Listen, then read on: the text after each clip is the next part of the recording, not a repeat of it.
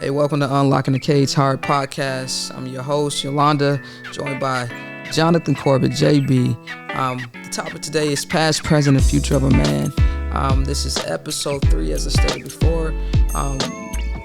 Over the last 2 episodes, we've been covering a lot of different topics. We said, hey, Jonathan, tell me about yourself. And then we started to reflect on the past, shaping identities, and a little bit about understanding society and past foundations. And today we're going to be learning about lessons learned from society. In particular, lessons Jonathan has learned and how he has applied those lessons to his life currently. The last thing we're hoping to get into is if you have anything to say to the younger you, knowing the lessons that you know now, what would that be? What does that look like? Without further ado, we're going to jump right into this podcast again, Unlocking the Cage Heart. Topic, past, present, and future of a man, presented by Suicide Awareness Ministries. Without further ado, Jonathan, hey, how you doing on this morning? It's a wonderful morning. Even better that everybody's here listening and being with us. We thank you. Yeah, it's a good morning. I say God woke us up, and so we here.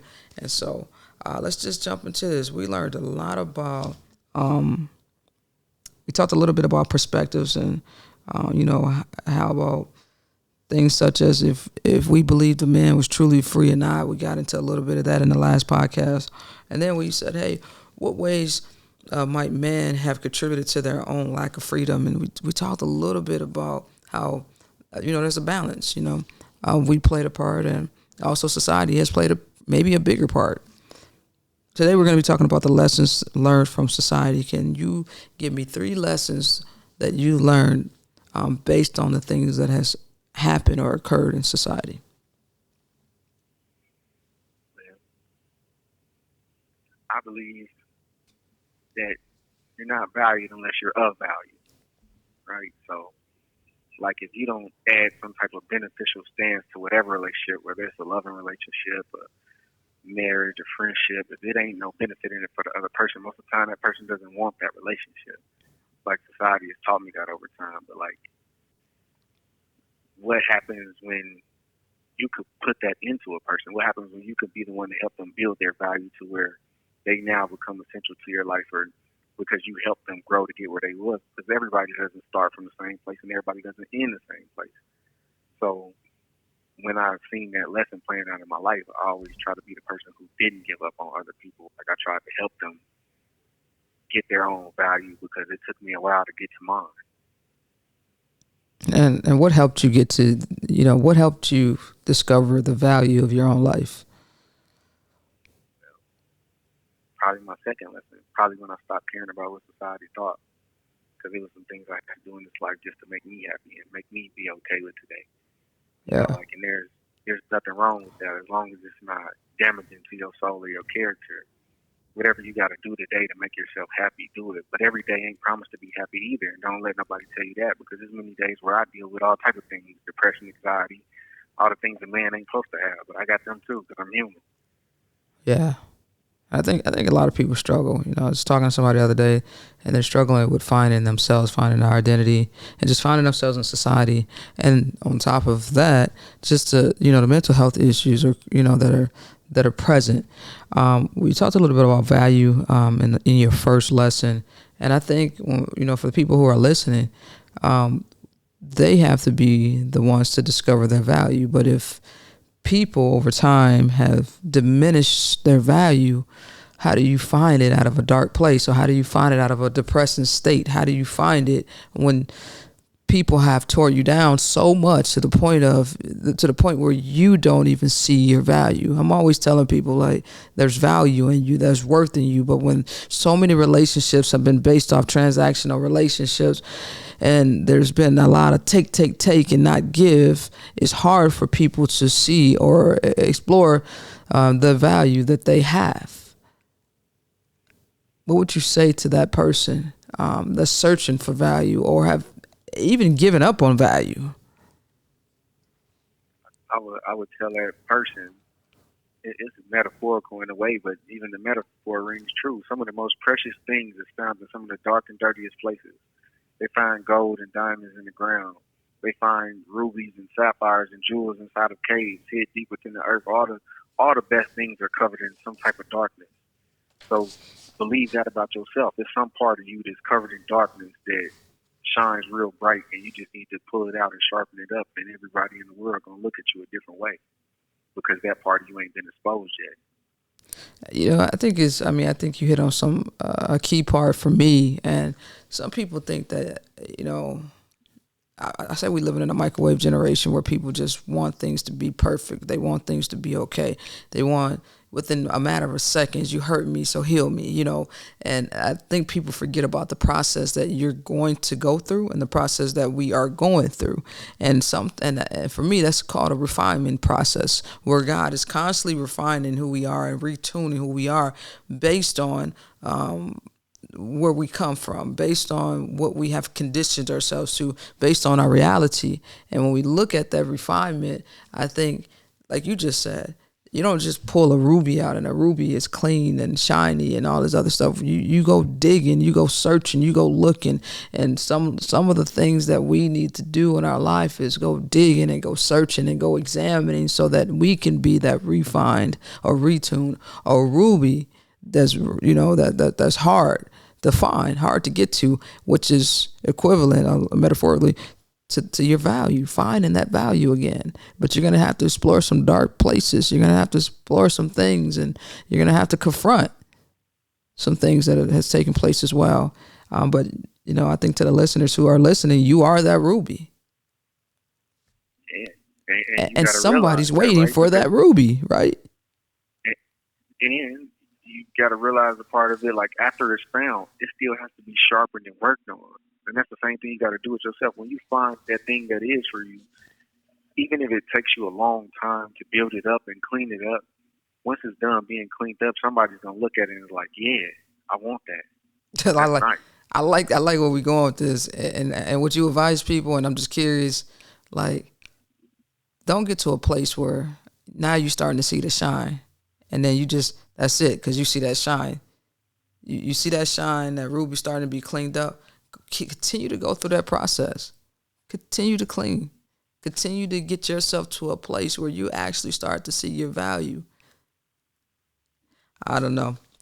I think things happen over time, and I think you shouldn't just take the first shiny object you see, but you should constantly look for refinement and constantly look at your life as a way that God is tuning you up every single day and getting you ready for the next step and the next level, next phase of your life. So we talked a little bit about this, and Jonathan, this is moving into your second lesson. What was the second lesson? Second lesson? Yep, because you said we moved into your second lesson. Caring? Yeah, you said you stopped caring, but I think we touched a little bit about is fear, not allowing fear to hinder your goals, if I remember correctly. Yeah. Never let fear hinder you, but there's a such thing as a fear of failure. There's a fear of success too. There's some people who well, what happens after I do this? Like, what's next? When I do this, I won't have nothing else to do. But a friend of mine told me one day, he said, man, and I told him, man, I don't know what to do. I don't know what I'm doing with myself. I don't know where I'm going. And he was like, just keep moving forward. Because even when you're moving forward and you get where you're going, you're going to find out if you want to be there or not. And I think that's a real big thing, because let's say you didn't want to be a doctor, right? And you going through school, your parents like, nah, you're going to be a doctor. Mm-hmm. And on the way there, you're like, nah, I don't want to be no doctor, but I'll be an anesthesiologist, or I'll do this related to the medical field, make a medical tool. You realize where you didn't want to be because you start going towards something instead of letting your fear hinder you and stop you. Like, well, this ain't what I want to do, so I'm just stop right here and try to figure it out. Some people never figure it out once they stop, because they stop moving. Just keep moving forward, and you'll get where you're going. It's funny because it sounds like you're saying walk by faith and not by sight. In so many words. Yeah, at a certain part, you have to. Yeah. You could be logical, you could plan things out, but like you told me before, plans fail. Yeah. But that's what you said, when your purpose kicks in. A purpose can't fail because you got a purpose for this thing. Whatever you're using it for, you're gonna get this purpose out of it. Yeah. But plans could fail all the time. Things could change. You planned an outside wedding, but it rained, so you had to go inside. So you got to go inside, and it's crazy because the purpose it still remains the same if you have purpose. But most people lack purpose. They plan every day. They make all these plans, and when those plans fail, they just stop and they allow fear to keep them in the same place, and they're stagnant. But like you said, the analogy you used was perfect with a wedding. That doesn't change my purpose for wanting to marry the person that I'm marrying. It enhances it. We go through challenges, we go through struggles, but that purpose brings us back to the place where we can get through this. The rain doesn't stop the purpose. The rain doesn't stop the love. The rain doesn't stop. We may have some hiccups in life. We may go through some things in life, but because we have purpose, we can always get through those things and move on to the next task. But I like where you were going with this, because faith is what you cannot see. But if you don't move towards it and you don't start taking those necessary steps, how would you ever know what was meant for you and what wasn't? And sometimes you say, well, I'm just waiting on God, because that's what a lot of people say. I hear this a lot. I'm just waiting on God to tell me. But faith without works is dead. If I don't move, nothing happens. God will continue to open doors for you, but with those doors, you still got to be the one that walk through the door. And I see a lot of folks, I hear a lot of folks, they use the excuse of, I'm waiting on God. And I think what you're saying is move according to faith and just put one foot in front of the next. You'll get to it. Yeah, so He don't guide your footsteps, right? You believe you follow in a higher power. You believe He protects you and bless you with things, and that means you could keep moving forward because He got you. He gonna knock things out your way that ain't supposed to be there and put all the right things in front of you that you're supposed to have.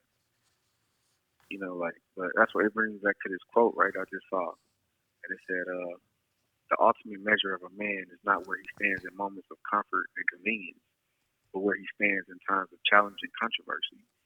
So when that challenge and that controversy come to you, don't let your fear inhibit you from reaching your goal. You have 1 minute remaining. Because your dreams and your goals are tied to other people's dreams and goals, and they can help you along the way. Don't let nothing stop you, because once you stop, you're gonna feel yourself become useless. What am I doing? Yeah. Give me a third lesson that you learned that society has taught you over time. To be authentically you. To be the authentic you. And that's summed up real small, but it means a whole lot, right? It's so many different aspects to that, right? So I'll just hit on a few, right? Be authentically you. If you're the only person who's honest in a room full of liars, that's okay. That is really okay, because you're being you.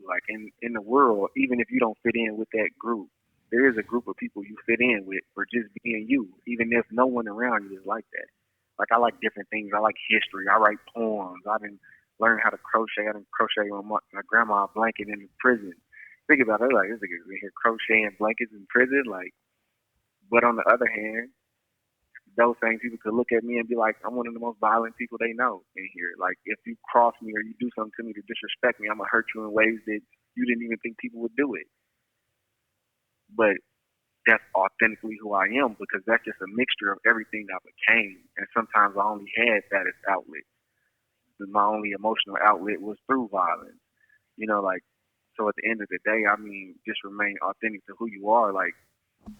Once you let other people's thoughts and opinions control your life becomes miserable in a way. But it doesn't even take to those extremes that I said. That's just how I am, right? It could be on a subtler level. I remember I asked my best friend, she's a woman. I asked her a question that most men don't ask a woman. I was like, hey, how many one-night stands you had? And she was like, well, I had enough not to feel like a woman.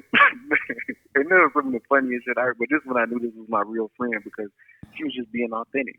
Whether she forgot the number or didn't know it, whatever it was so authentic. It wasn't a lie. Yeah. and that's okay. Like, I don't judge her for that. You know, like a lot of people would, like, oh, you don't know how many people you slept with, whatever. We're human. We're human, and I had a question, and it was answered, and I liked the answer.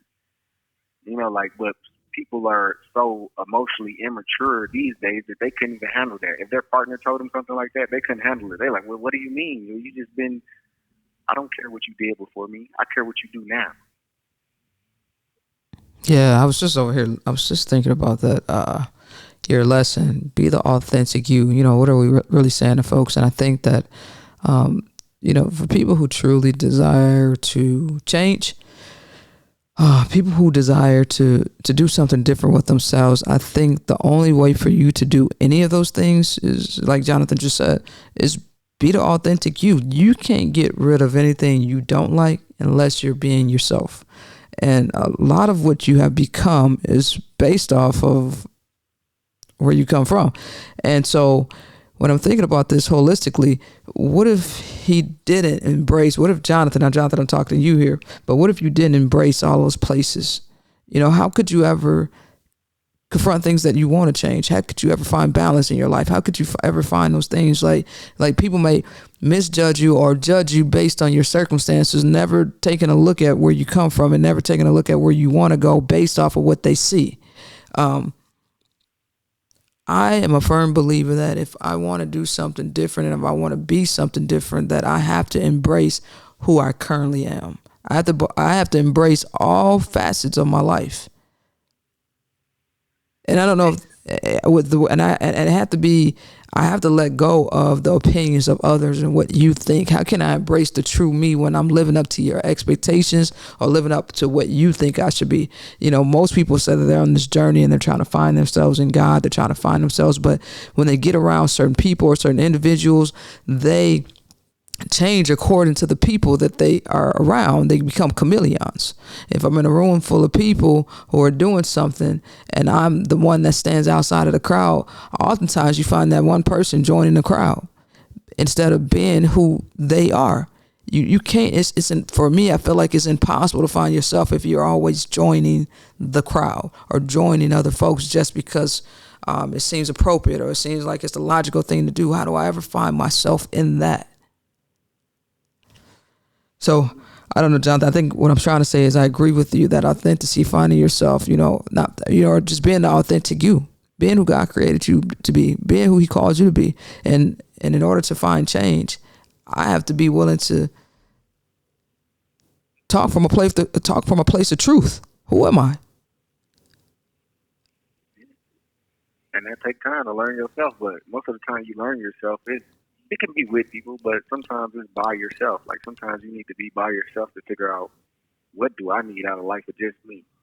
If everybody just left right now and it was just me, what do I need to be okay?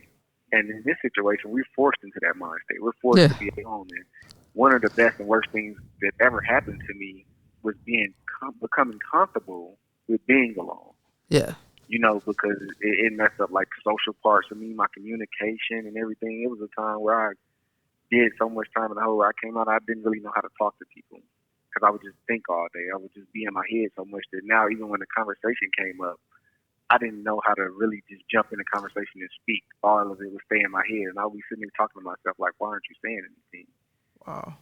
You know, like, but people do that in the real world too. People do that out there. They stay in their head so much that they stop living, and then they feel like a robot.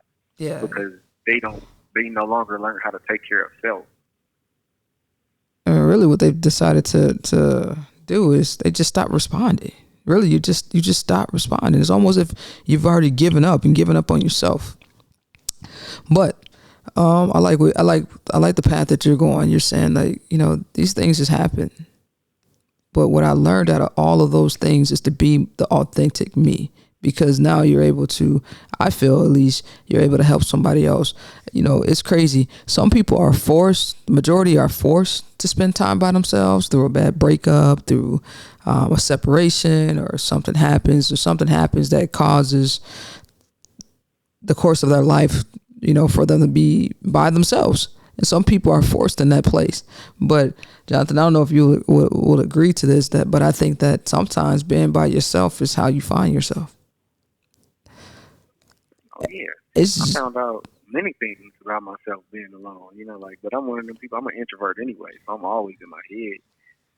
Like, but to actually become comfortable without anybody else around, like, I feel like it's a dangerous side to it too. it is. And like, because you don't want to turn into a hermit. You just want to be okay with. Let's say I got a friend like that, a male friend, where me and him only really talk like once a year. But when we talk, it's kind of like we've been talking every day because it just never stops. Like, and that don't make that friendship any less than somebody I talk to every single day, because that's just the type of companionship we have as men, where it's like, oh yeah, bro, this is what I've been doing this year. This is my plans for the next year. This is what I got going on, and that's it. We really don't really even hear for each other after that until the next year. You know? Yeah, I think like you said, it could be dangerous too. The Bible says this. The Bible says it's not good for man to be alone. And I think that's why, and I just want to bring the spiritual aspect in here, and that's why I believe the Holy Spirit is present. Because if we're listening, if we're allowing God to guide and lead us in those places, I think there's a place for us to come out of that place, but it's also a place of discovery, a place for you to find yourself. And so I just want to be clear when I'm telling people that I think some of the hardest and some of the most challenging things is to be by yourself, but there's also a place for you to find yourself, because oftentimes we find ourselves within other folks, but oftentimes we find ourselves when we separate ourselves and get ourselves outside of that. You're faced with your own demons, you're faced with your own thoughts, you're faced with your own situations, you're faced with your own realities, and at that moment, at that time, you have the option to go forward or give up. That's what you're faced with when you're by yourself. And that's a choice that each and every one of us have to make. We spent a lot of time talking about the 3 lessons, but I hope you guys are able to take something from it.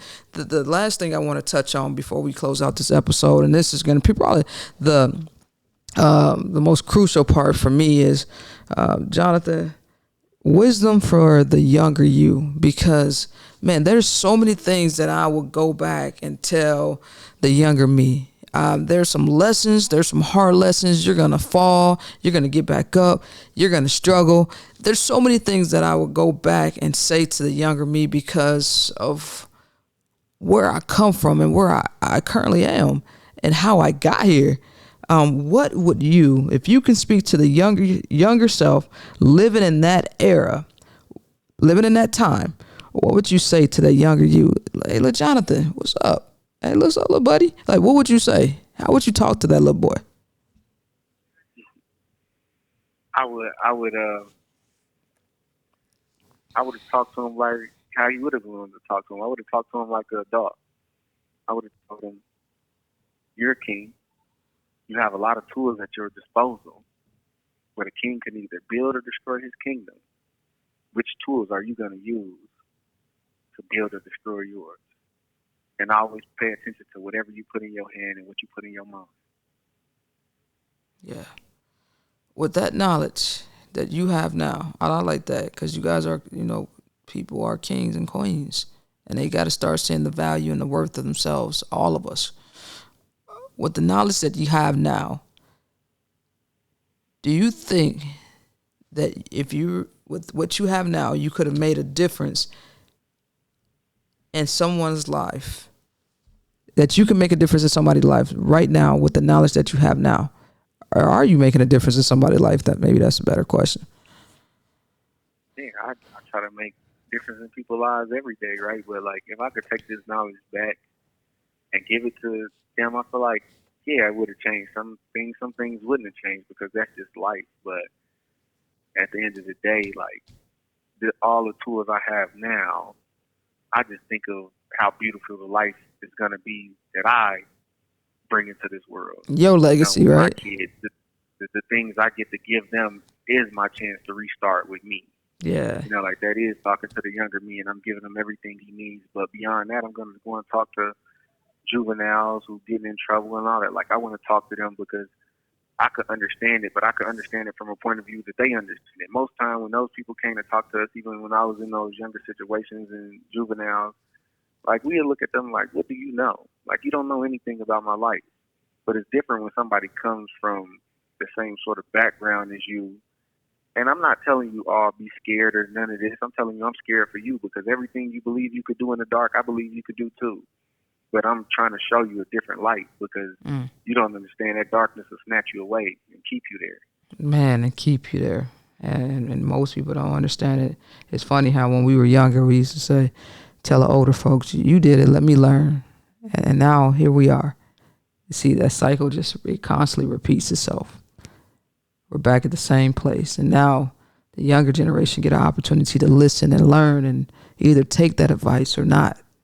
Imagine where we would have been if we would have took the advice of the grandparents or our parents, and they were trying to tell us, but we took the path and we had to learn ourselves. But with that, some people were meant to be on this path and this journey that they've been on for the purpose just like this, for a time such as this, to teach, to heal, to show, to speak on, to speak from a place of authenticity. I know this kind of, go ahead, Jonathan. I didn't have both, right? I didn't have to where I give these lessons to the people I care about and I love who come through here. Or I just build a friendship with them. They ask me and they explore my mind and I tell them different things. I didn't have friends go out there and they like, man, I ain't got to sell drugs no more. That stuff you told me at work. I went to the construction school and did this and that, and now I'm straight. And now it's 15 other people who's doing the same thing. Like, so You have 1 minute remaining. even by you changing my life, you changed a lot of other people's lives. And I'm like, no, you did it because it took you doing that. And I had other friends who came here and I told them to change their life and they didn't, and they end up getting killed out there. You know, like, so it's always a balance. That's why I say some things are going to happen naturally because it's some things you can't change a person's mind from. They got to go through it.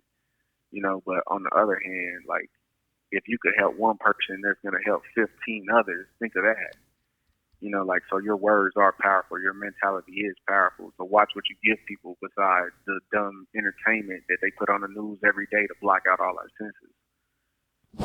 To keep us from the reality, keep us from what's real, what's in front of us, and the truth. So I definitely am on board with that. This is one of the last couple questions I got for you, Jonathan, but this is saying, hopefully this question makes sense, but would you have been able to survive in the time before? So I'm saying more so Jim Crow laws. And I don't like to bring up a lot of this and dwell on the past too much, but Jim Crow, segregation, you know, all the things that the freedom fighters and Black Panthers and all these things that people stood up for. Do you think that you would have been able to survive in their time? No. Why not? I mean, I don't think so either. I think I would have just killed me because, hey, listen, I'm not equipped for it. Yeah, I'm not equipped for the challenge. I don't even know how they had the backbone to stand up. So. Hey, too many people lie, right? Like, yeah, no, I would have did this or that. Nah, I probably would have went there with the Panthers or something. I'm an evolutionary in my heart. You pretty much got, like, you know what I mean, like a nice physique where you're strong, you know what I mean? So for you to be like, yeah, nah. Yeah, no, they would have got rid of me. They was like, he had to go. You know, I'm thinking about stuff such as the Nazi era and all this other stuff, and I'm just thinking, like, I don't think I would have been equipped, you know, the raping and, you know, just unbearable pain and suffering that era went through. And yet there were still people who stood up and fought. And I don't know where that willpower came from, nor do I think this generation has that type of willpower. And I hate to say it that way, but that's how I feel. I feel sometimes we feel sometimes, huh? I hate to say it too. This is the crybaby generation. They just cry about everything. Like, that's crazy. Like, the only way I would have survived back then if I was in a Black community, and then I would have been happy, right? Because if my whole community was Black, and I say happy because I think love was different back then. Yeah. Like, it was a subject we ain't got to, but I think love was different back then. It was. They seen that. They seen a common enemy amongst them all, so it just brought the community closer Brought together. them closer. And the relationships and marriages was real. Like, Yeah. It wasn't too much. It wasn't always your friends telling you should leave him because of such and such or this and that. It was like, hey, Yeah. this is us, and we got to take care of this family, and we're gonna do it. Hey, Jonathan, you know that book, Man Search for Meaning? It kind Yeah, of brings me back to that book, Man Search for Meaning, because throughout all those things that was happening and taking place, it was like the love, the strong bond that they had with the people that they were with that got them through. And like you said, I think a lot of it brought the families closer. It was something different. It was just something very different and unique. But you know what I thought about, Jonathan? Obviously, when we were growing up, we didn't have a lot of things. We was obviously in the poor class, and we didn't have a lot of friends. We didn't have a lot of family. It was just us. And but I thought about it. It was the love that kept us bonded and kept us together. It wasn't what we had because we didn't have nothing. yeah.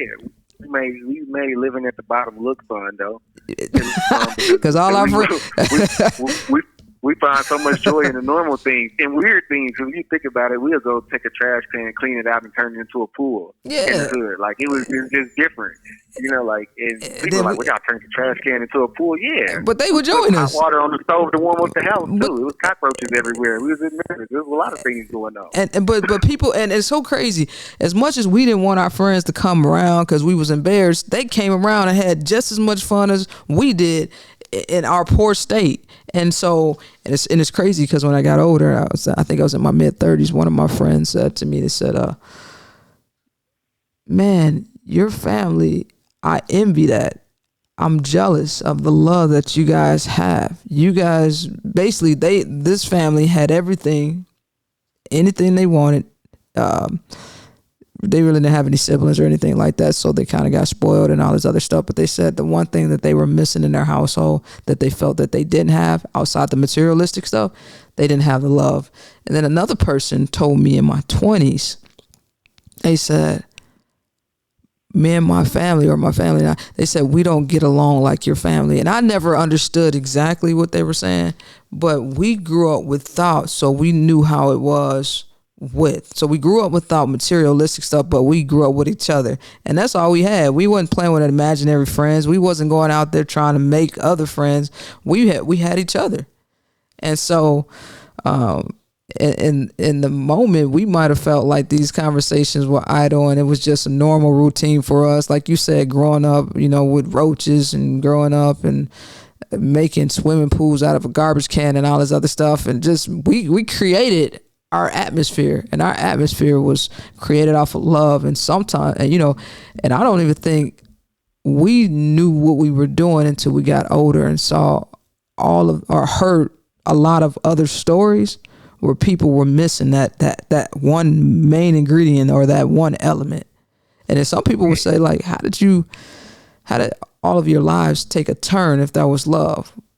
The trajectory of our love, or trajectory of the course of our life had nothing to do with what happened. But when you instill something, you don't forget that. You don't forget where you came from. You don't forget that love just because bad things happen or other things happen in your life that's not planned. You don't forget that. That's what you hold on to, and that's what you always have to come back to. Yeah, and I think sometimes less is more. Like when you have less, you get more in other areas. Just like they say when people go blind, their hearing increases, or vice versa. Like it, sometimes when you're missing one thing, you get an abundance of another. So okay, people would think about the trash can thing, like, whoa, that's crazy. Yeah, it was one of the big green ones with the lid that flipped too. So you just could only really stand up in it. But it was hot in Memphis, so you had to cool off.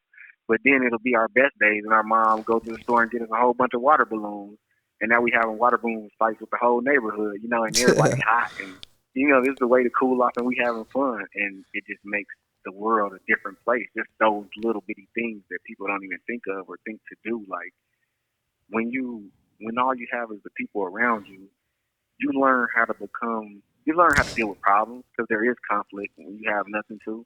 That's right. But at the same time, you don't want to spend your life being down when you're at the bottom.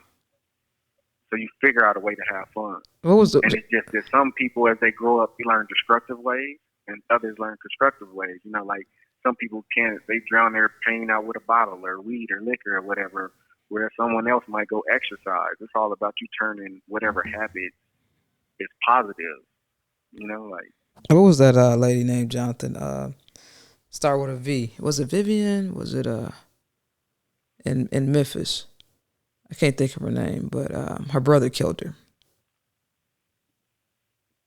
I remember the situation, but not vividly. It was so crazy because she struggled with mental health issues, and we really didn't know anybody when we got to Memphis. We didn't know anybody. We didn't have anybody, but this one lady that struggled with mental health issues, she came over. She did so much for our family, and just to look at how happy she was, like she didn't have a lot. She didn't have, she had family that was jealous of her. She had family that didn't care for her, but she saw us and she just saw family. I don't know what she saw, but through the grace of God, she saw us.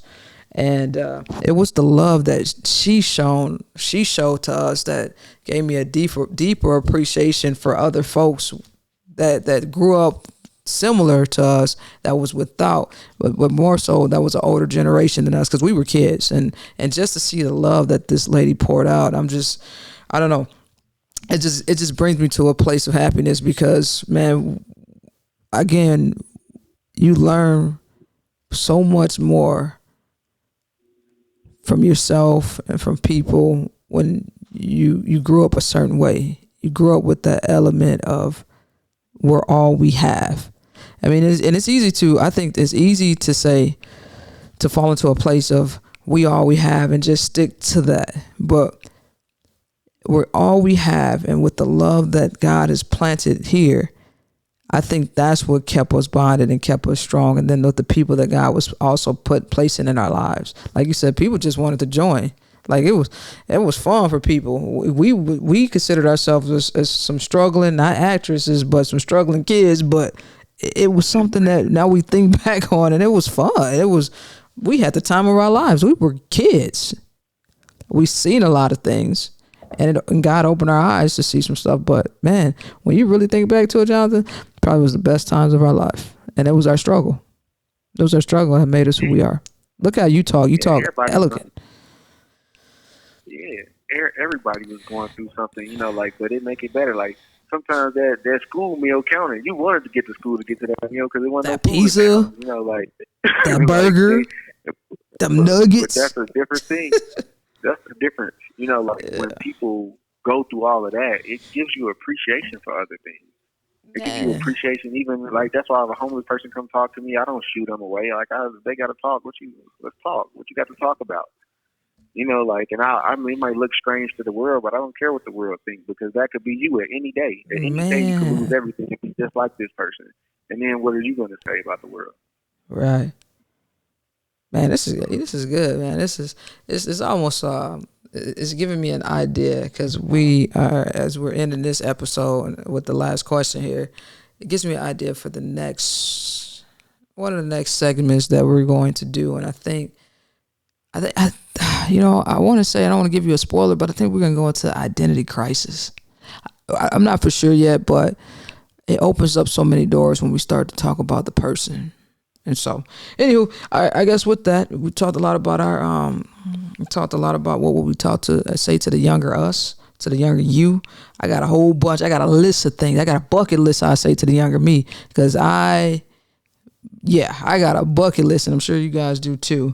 For those, this is the last question here, but for those who are still grappling with the effects of the different eras, whether they lived in it or not, whether the stories was passed down through generation to generation, what advice do you have to offer to them?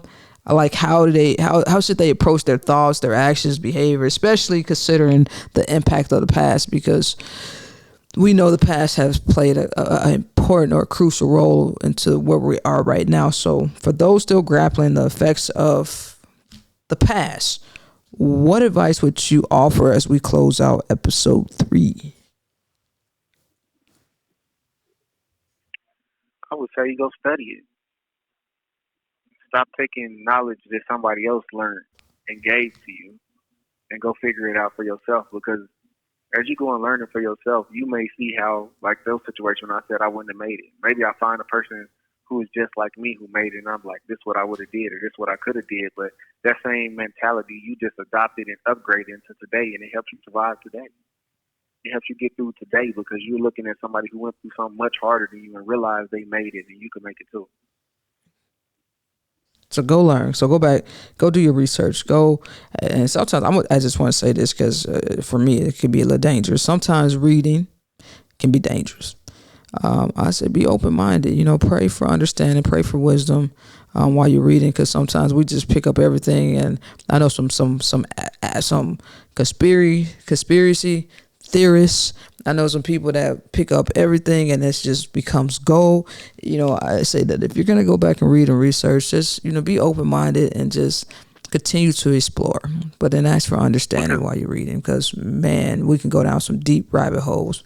I get people that send me like 1,000 YouTube videos of this is killing you and this is bad and this is bad, and it may be, but man, I can't live my life off of fear either. So